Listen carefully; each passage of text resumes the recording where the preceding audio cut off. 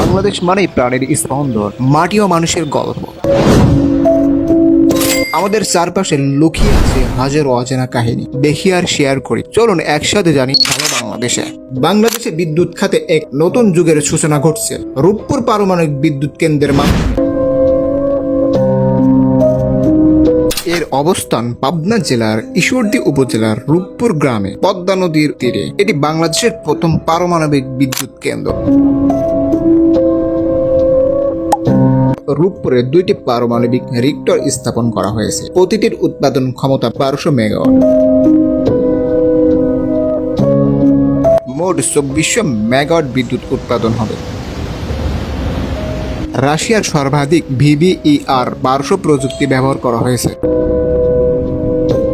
2017 সালে এর নির্মাণ কাজ শুরু হয়। আনুমানিক ব্যয় হয় $12.65 বিলিয়ন,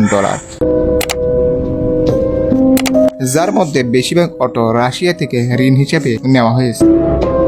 প্রথম ইউনিটটি চালু হওয়ার কথা 2024 সালে এবং দ্বিতীয় ইউনিটটি চালু হবে 2025 সালে। এই বিদ্যুৎ কেন্দ্রটি চালু হলে দেশের বিদ্যুৎ ঘাটতি অনেকটাই কমে যাবে। শিল্প, ব্যবসায় ও সাধারণ মানুষের জীবনযাত্রা আরও উন্নতি হয়। এছাড়া এটি পরিবেশ বান্ধব, কারণ কার্বন নিঃসরণ অনেক কম। রূপপুর পারমাণবিক বিদ্যুৎ কেন্দ্র বাংলাদেশকে নিয়ে যাচ্ছে নতুন শক্তির যুগে।